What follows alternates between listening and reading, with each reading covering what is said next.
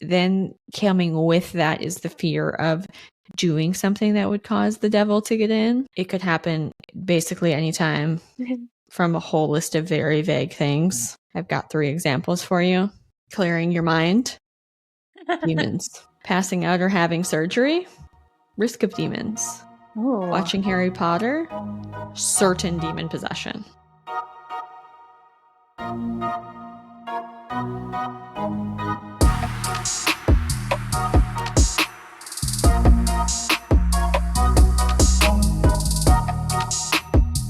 Welcome back, ladies and germs. It's another Turkey Tuesday. Happy Tuesday, Turkey Tots. We are very excited to bring you... Oh, fuck, guys. Kayla has a glass of wine. Do you like? I was waiting 20 minutes before we started recording, before I took a sip, because I wanted to hear your reaction. You got me. It's golden and beautiful, and I'm going to have a glass when we finish recording today, but right now I just have sad old lady tea. It's fine. All right, people, getting back on track. We have a fun episode. I'm so excited about it.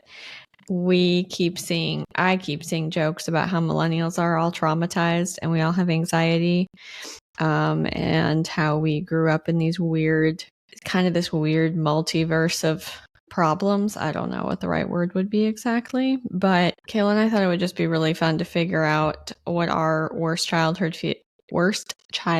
fears were, because I just have this feeling that fellow millennials are going to have similar fears. And most of them now, as an adult, looking back, they're ridiculous. I agree. I'll be curious because I think I was a little bit of an OCD, paranoid child, only child.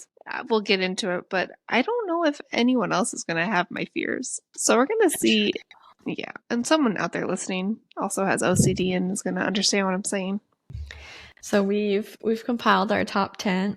Well, I don't know. I had a hard time ranking mine because we kind of set up the premise of things that were fear-inducing as children that seem ridiculous today. And some of my things that I was afraid of, I don't really think were that ridiculous still. So I was having a hard time ranking them. And then, of course, when I got done making my list, I had a couple runners up that I had to just give like shout out / honorable mentions because I don't want to rework my whole situation. But anyway, I'm so excited for this one. I did not do them in order because they were all equally as scary. That works. I think some of mine were probably like cultural of the time. I'm thinking some of them weren't. I don't know. I was really having a lot of fun going back and laughing about some of these. And then I was also feeling sad about how I was such a scared little kid. Me too. As I was, discovering these and analyzing them, you touched on it last week. I think I need to go back to therapy and process some of these weird childhood fears I had.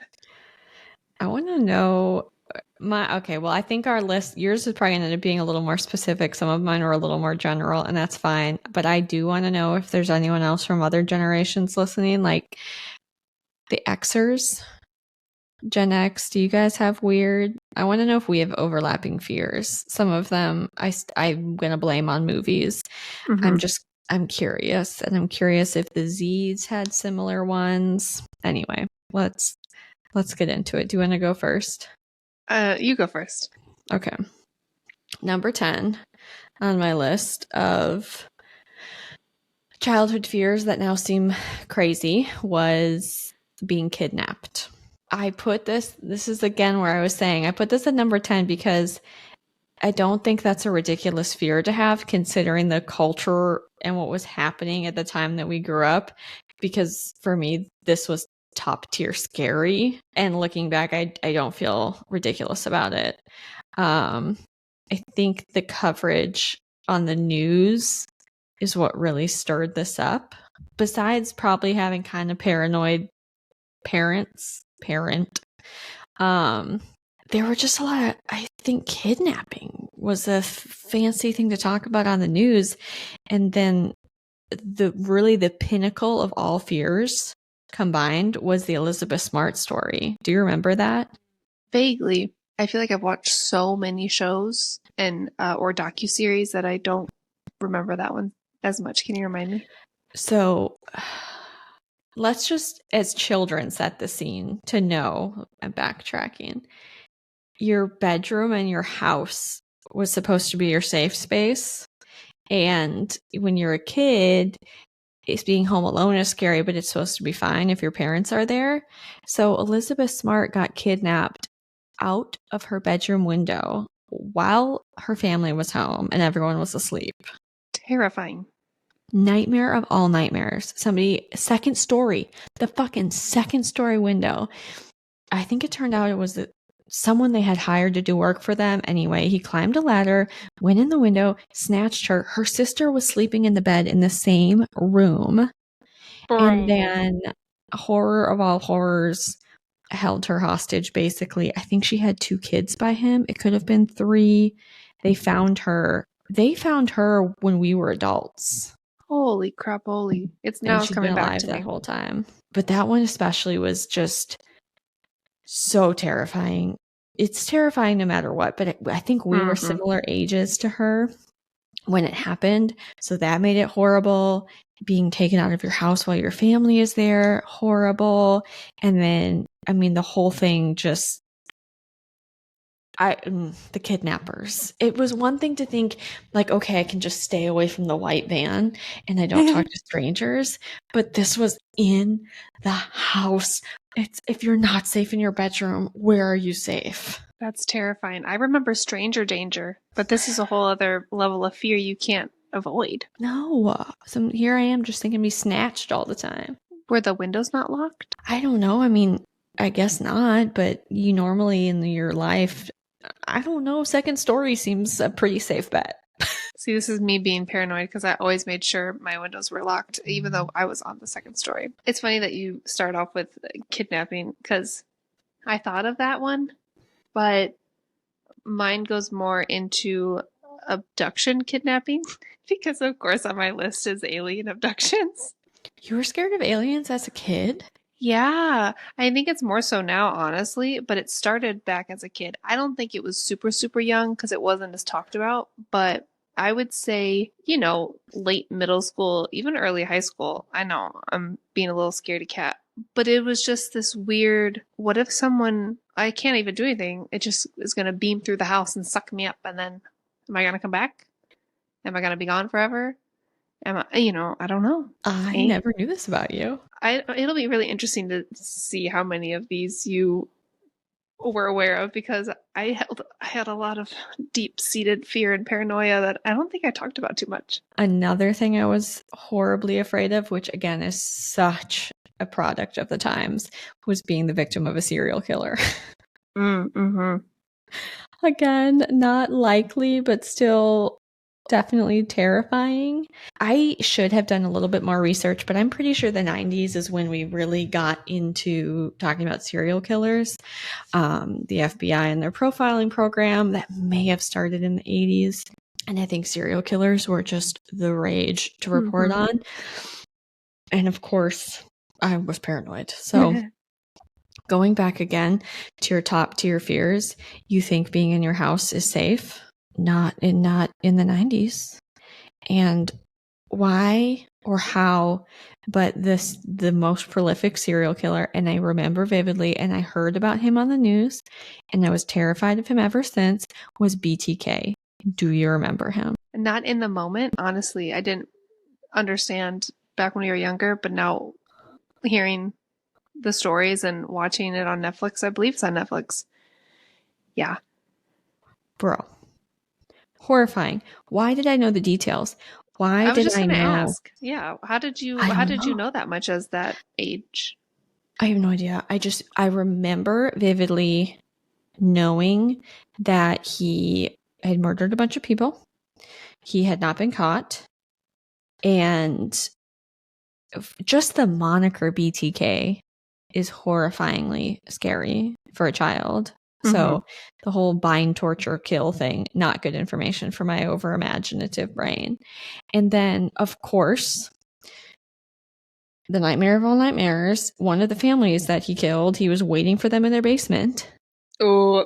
And of course, I somehow knew about this as a child. So despite the fact that a dad was there and a dog was there, he murdered everyone.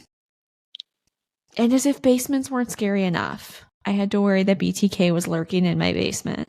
This is literally great because my next one is people or monsters grabbing at my feet after I turn the light off and run up the stairs real quickly from the basement. Remember we would do that all the time? It's like, and of course, I don't know why the homes that were built when our parents bought, the light was downstairs. Now, normally you've got a light downstairs, you've got a light upstairs, so you can turn it on. You know, you got to turn it on down and then run up while it's dark. What were they thinking? Okay, this is hilarious. This is literally what I wrote. This leads me to my next fear, the basement. The only way to combat the terrors of the basement were to run up the stairs once the lights were turned out. And I was having this whole, I almost texted you today to say, did we not have lights at the top of the stairs? No. You're right. Because I was wondering, why am I running up the stairs? But it had to have been for that reason. So I don't understand, but I remember that was such a fear. And when we would hang out in the basements, it was, who's going to be the last one up the stairs? Because I don't want it to be me. It's really weird. I literally wrote, there was no telling what kind of horrors lurked in the basement, but only when it was dark. Yeah, oh yeah. Or in the unfinished parts. Yes. You know, unfinished basements are terrifying. And then I put what is down there? Monsters for sure, and something that will definitely grab your feet if you don't move fast enough. But they only occupy the dark. I don't know why. And I was not afraid of anything else in the basement if the lights were turned on, except for the unfinished parts where there weren't lights and the crawl spaces. Yes. So accurate, Kaylee. We must have, that's a fear we share for sure. Oh my God. I can still feel it. Do you know what? I'm embarrassed. I'm not embarrassed. I am not embarrassed to say that sometimes I still have that same urge to run down the hallway at night after I go to the bathroom, because the distance from my bedroom to the bathroom is fairly long. And I for sure am like, there's going to be a demon in the closet, or they're going to scraggle down the halls and grab my ankles. I also have to admit that it happens to me too. I will get up at, I don't know, 5 a.m. usually, or 6 to grab Caden's first, to grab his bottle. And it's still dark out. And I think as soon as I close the fridge door and walk back to the bedroom, the 15 steps it's going to take, the person who hasn't attacked us all night from midnight to 5 didn't do anything until right now, because I'm walking back to the bedroom and it's dark and I can't see anything. We are silly. That must be a shared fear, though. It is. Of the world. It definitely is. Moving on from stairs and basements. But I feel like we were told, or it may have just been me, that if you try to hold in your sneeze, it could stop your heart. I think we talked about this on our Why Do People Say God Bless Me episode. But I swear someone either said it to me personally, or it was like this rumor and myth that if you try to hold in your sneeze, it could. It may not, but it could stop your heart. So don't hold in your sneeze. It scared me every time. I don't remember being afraid of that, but I remember hearing that myth. Okay, so it wasn't just me. Good. Okay, so speaking of demons, this is thanks to my evangelical upbringing. But next on my list of delusional childhood fears would be demons and then the devil in general. This included being duped by the Antichrist, because he was going to be really sneaky. So, of course, this set in a really great fear of demon possession. Mm-hmm. I have a feeling this is probably shared by my other evangelical friends. I was always pretty sure that there were demons lurking around every corner, just waiting to possess me. The idea of being possessed by a demon was so terrifying to me, and that it was going to just like take over and I was going to be paralyzed to do my own will. And then coming with that is the fear of doing something that would cause the devil to get in. The best part of that is that it could happen basically anytime from a whole list of very vague things. I've got 3 examples for you. Clearing your mind. Demons. passing out or having surgery, risk of demons. Oh. Watching Harry Potter, certain demon possession. Oh my God. This is great. I remember the whole yoga thing. Don't do yoga because you're going to clear your mind. And if your mind is clear, something has to backfill it. And what's going to backfill it? Demons. Oh my God. What an upbringing. I'm kidding. That's terrifying. As if kidnapping and serial killers weren't enough, I needed to be afraid of unseen terrors. Yikes. Well, speaking of unseen terrors, not demons, but underwater creatures. As in, we're in a lake, we're in an ocean, we're just in a freaking pond. And if my foot touches seaweed or anything that's not water, I freak out because it means it's either a jellyfish, it's a shark gonna bite my foot off, or it's a sea urchin. Is that what they're called? Even though they're on the bottom of the floor, whatever, doesn't matter. But anything where the water's dark and I can't see, I have realized I have great anxiety. I used to be able to snorkel, but now as an adult, I get anxiety. Who am I? But back in my younger years, let's be honest, it's still a fear of mine. Dark water where I can't see anything. If anything touches my foot, I freak out. I think you've witnessed this. I have. What's funny, I understand the murky water thing. I understand it more than ever living on the Gulf because there are things. What's ironic is that none of those creatures lived in any pond or lake anywhere near where we grew up. Ever. I know. There was literally nothing in the water that could kill you up there. They did have those zebra mussels that if you stepped on them, it's a type of mussel that would be on a rock. You could get your foot cut. And that's why all the Midwesterners look like dweebs wearing water shoes, but it was legitimately to save your feet from getting sliced. But it's so funny because down here, there's water moccasins that swim, and that's in the fresh water, so you're not even safe. And then there's gators, legitimately. And then, the ocean or the Gulf is jellyfish and stingrays and sharks. And oh yeah, I don't know if it was accumulation of shows I've watched of the seas and the ocean and certain travels that we had to Florida and stuff, but I have brought all those fears and I put them into our Wisconsin lakes and ponds, and it didn't matter. I don't like not being able to see what's underneath me. I feel very vulnerable, like very vulnerable. It's fair. Thank you. I mean, I didn't want my foot touching anything either that I didn't know what it was.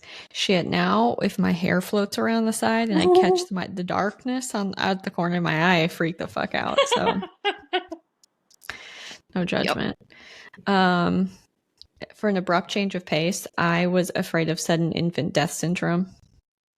For you, who? For your babysitting days? Yeah. And I don't know, again, I don't know where I heard about this. I don't know if it's even a real thing. I just know that I heard the term, and I was terrified that as a kid when I was babysitting that a baby would die from SIDS and then I would be to blame. And in my child mind, the worst part of that is that my babysitting career would be over and I wasn't going to be able to save up money for summer camp. Oh my gosh. No, it is definitely a medically recognized situation, cause of death. I have a conspiracy theory that we will save for another day because it may not be well on the tube. But anyway. That's what I mean. That's what I mean. Yeah. Some other unknown sleep or like breathing obstruction or anyway. Yeah. It doesn't matter. But I felt like they used this term a lot when I was a kid and I latched onto it. Dang, that's terrifying. My next one is water related. I watched this one show one time. I think it was Campfire Stories. Should have never watched it. Oh my God. I used to take swimming lessons. I was a very good swimmer. Not to toot my own horn. But as soon as I saw this episode, every time I'd swim over the deep end, I would think the drain pool monster was going to come up the drain at the bottom of the pool and pull me down, and I was going to drown. It was very, very like real fear.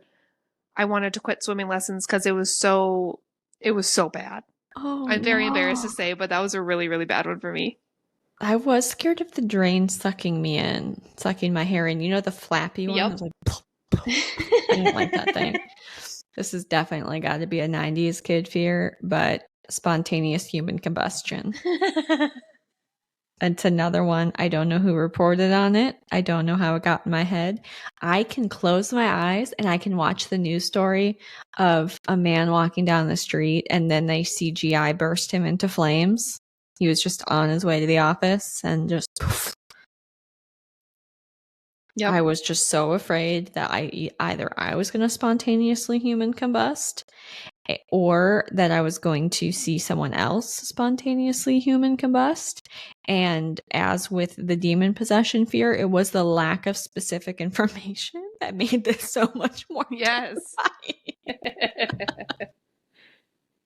Oh my gosh. Yep. I think we take things and they snowball in your head, especially as a child. On the theme of movies and shows, parents, be careful of what you let your kids watch, because another thing that literally gave me nightmares for months. Oh, my poor parents. We watched Mummy, the first one, the original one, where there was beetles, and then they went up their skin. You could see them crawling underneath their skin. I would literally be so OCD about lifting my sheets up and making sure there was no beetles in my bed or anywhere in the room before I could feel comfortable turning off the lights, and I would still freak out and have some issues sleeping for at least weeks. Months may have been an exaggeration. I'll have to ask Nan, but awful. I never saw that movie. I'm not going to now. This is part evangelical children problems and part our generation, but just a generalized fear of the end of the world. Yeah. So, yep. I mean, we had Y2K, so we legitimately had to listen to this in the news where all the computers were going to crash and the banking systems and everything was going to explode. I think we were in high school when the Mayan calendar said we were all supposed to die. Mm-hmm. So I definitely remember that one. And then we've had swine flu, SARS, bird flu. The recent ones when we've been adults, but we had all of those. 9/11 was very real and very scary. Yes. So then on top of the end of the world, I thought the terrorists were going to blow us up at every minute and explode us into the end of the world.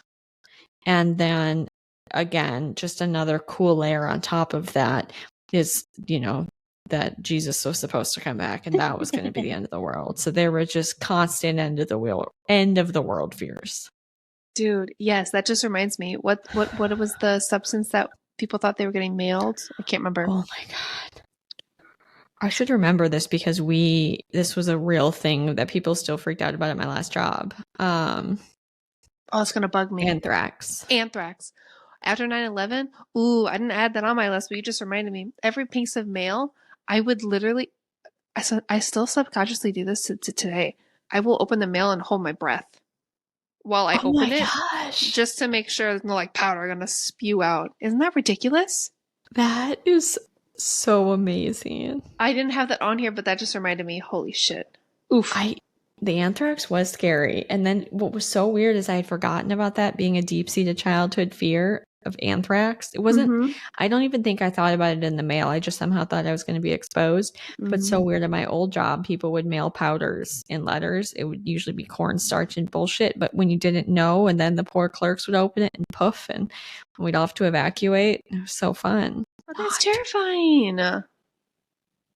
Okay. Yeah, it was never anything. I mean, while I was there was never anything to worry about. But yeah, people were still acting a fool with powder.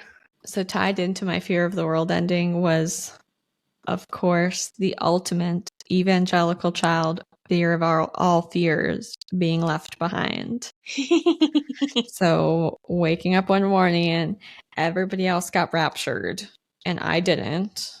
And then I just woke up to find little piles of my family's clothes all over the house. And I was left behind and I had to fend for myself in the coming tribulation. This was such a paranoid fear for me that I promise you for a year, I used to say the Lord's Prayer before I went to bed to make sure I was saved. I was fixated on this. Fucking Left Behind books. That whole series freaked me the fuck out.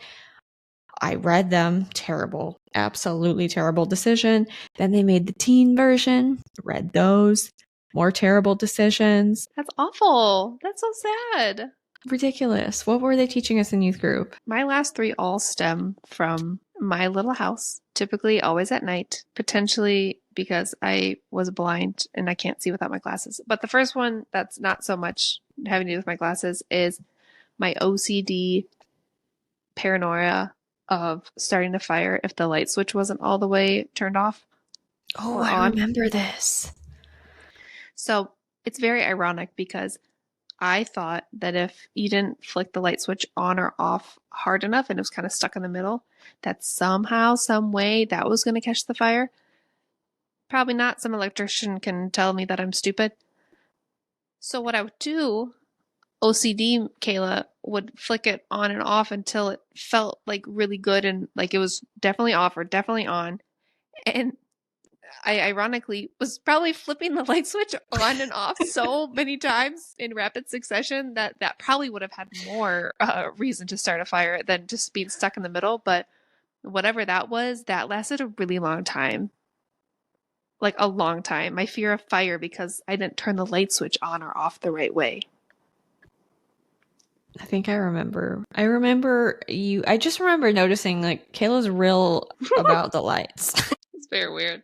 Not my proudest moment. This is not really, well, this is probably rooted in the fear of embarrassment, but whenever I was in line at the grocery store with my mom and she forgot something and had to go run and get something, the amount of fear, terror, and dread that I felt worrying that she wasn't going to come back and pay before they finished beeping all the groceries was palpable.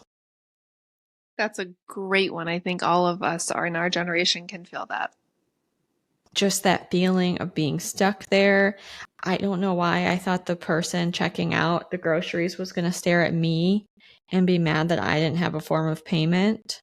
Rationally, now I look back and say, no, I definitely would be annoyed with the adult that left you here, not you as the child for not being able to whip out a credit card. And my mom, God bless her, is very ADHD. So, I mean, she was coming in under the wire a lot. But I just remember standing there and thinking, the person behind me is going to hate me. The person checking out is going to hate me. And I'm looking at the number of things that are left on the conveyor belt. And I'm looking for her. Yes. And I don't see her. And I'm wondering, what did she get stuck doing? Who is she talking to out there? And then she'd finally come back and just the like, yes, the relief. That was a good one. Me and my glasses situation. I have very bad eyesight. When I take my glasses off at night and I turn the light off, my eyes play tricks on me. And so this was not good for my childhood paranoia self because I would literally sit there. I mean, this was almost every night. I take my glasses off and the shadows start moving. And, it's obviously me being kind of blind, but I swear, and this is before I even knew what shadow people were. I didn't know. I knew about aliens, but not shadow people.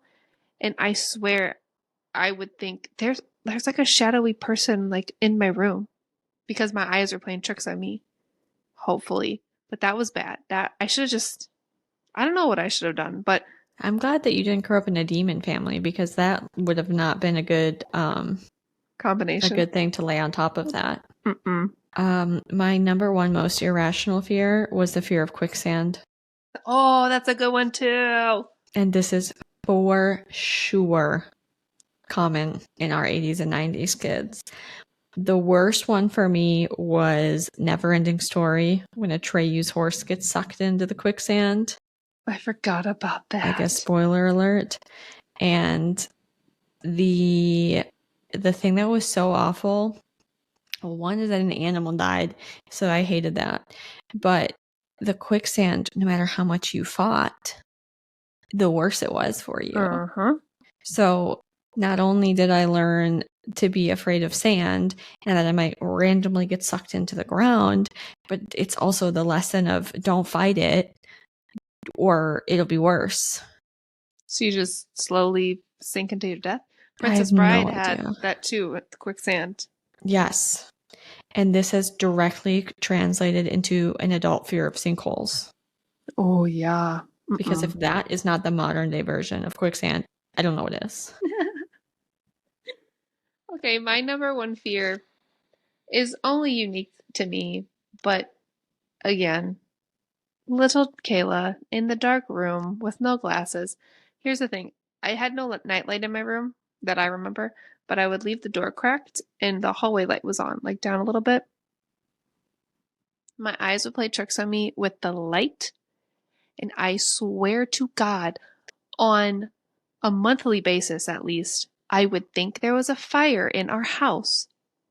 I couldn't hear it, but I could see it with my little blind eyes and the light moving, and I would have to get up and go check to make sure there was no fire. And I would even like yell across to my parents' room, like, "Hey, like we good, we good, love you, good night." Like, if you're good, I guess we're good. But it was terrifying. I literally thought I was going to just wake up and be like engulfed in smoke and flames because there was a fire starting and I didn't do anything about it. So I gotta go check it out. Oh God, it was so annoying. Oh no, this feels related to your fear of driving through lava. I almost put that on my list, but it was a dream and I took it off. But yeah, that was the only reoccurring dream I've ever had that was terrifying, and it was lava. Oh, So it's an interesting that you have a lot of element-based fears. because my Fire dad's a and water. scientist. I mean, not a scientist. He's a science teacher. Oh, I only took like 5, 6. Oh he yeah. probably considers himself a scientist. Killer, use the scientific method. Sorry, Boyd. Oh my God, we love you. You taught me so much. But yeah, maybe that's what it was. Oh my God. Okay. My honorable mentions that didn't make it on my list, but I thought about later. Fear of needles and Halloween candy. Oh. I was pulling apart. Kids today have, or kids and parents, I guess today, probably have fear of fentanyl. I was afraid that I had to pull apart my Three Musketeers bar, but because if I didn't, I was going to bite into it and a needle was going to shoot through my mouth. I don't know who the fuck talked about this on the news, but this is another one I got sucked into as a kid and really grasped onto. That's probably the best one. Okay. I think about this every Halloween still. Fear of one-way mirrors. Thanks, Oprah. Yes. And there was some trick with your fingernail. If you touched your fingernail to it and your fingernails touched, I think it was a one-way mirror. But if there was a gap in between, it was a normal mirror. Yes, 1000%. That always freaks me out. I check out the hotel sometimes if I remember the Airbnbs. I do too. I fucking do too. And now I don't think people are using one-way mirrors. They're using what looks to be a fake charger, a fake cell phone charger that's actually a camera. Oh, good. I've heard about this in numerous settings, to include the owner of Bucky's grandson. Oh, I did hear about that. Yeah, if you ever see anything plugged in a bathroom stall, I would tell you just go on and unplug it and put it in the garbage can for you. Why anyone would want to watch me poop? But anyway, that's a different conversation for a different day. And then last but not least, of my honorable mentions of childhood fears, the Bermuda Triangle. Oh, yeah, that's still a fear. Why was it so scary? I never even flew anywhere. I never left the United States. Why did I think I was going to get sucked into the Bermuda Triangle, never to be seen again? The gravity pull from Wisconsin down to Bermuda. Interesting. Don't let your kids watch the news. That's what I'm gathering. No, and no scary movies or campfire stories or The Mummy or alien movies. I can still tell you the exact scene of this one movie my dad was watching, 2 of them, and then we'll leave for the day. One of them was this guy was underwater. I don't know, something. There was a beautiful mermaid, but all of a sudden, like, she changed to a monster and her whole mouth opened and her whole mouth was teeth like venom. Yes, that's what I was picturing. And bit his head off. Horrifying. I can still watch it. The other one that was horrifying, you watch so much sci-fi.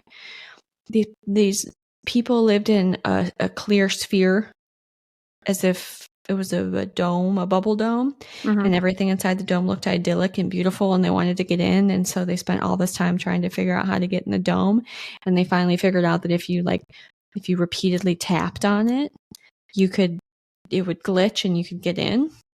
This guy finally figures it out. He's so excited. He thinks he's in love with this woman and her children. He gets in. They all turn to monsters. Yep. And they eat him alive. And the bubble closes. Well, the kid figured out how the guy got in. So that means they know how to get out. The movie ends with the kid picking up a stick and tapping on the clear dome. I haven't thought about that in so long. God, that's terrifying. Me for years. I know, yeah, I can see why. Well, this brought up a lot of, I don't want to call it trauma, but again, I was a little scared cat. I was too. Is it any wonder? Honestly, I feel better about all of the childhood anxiety that I had that seeped into my adulthood that I then had to address, and these tension headaches that I was constantly getting. I mean, the constant state of fight or flight from enemies, real and imagined. Invisible, so invisible things lurking. Yeah. So many unknown ways to die. It's all in your mind, really. Mostly. So the next time one of the boomers wants to shit on millennials for having anxiety, I just want to point the mirror back at them for allowing us to watch all of those news channels and the inappropriate movies. I don't know. I know their generation had their scary things too, but listen, Buttercup, we had some weird shit. All right, my friend. That was fun. It was. I need to go watch something funny before I go to bed now that I've drummed up all these fears. Well, sleep tight, children. Don't let the bed bugs bite. That was another weird one to think about and say. Yeah. Especially for you when the Beatles are coming. I know. Anyway. Well, until next week, thanks for listening, everybody, and I love you, bye. Love you, bye.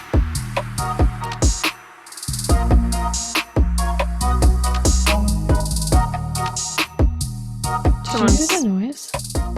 Yeah, it sounds like a phone or computer's ringing. It's the aliens. Yeah, dude, that was horrifying.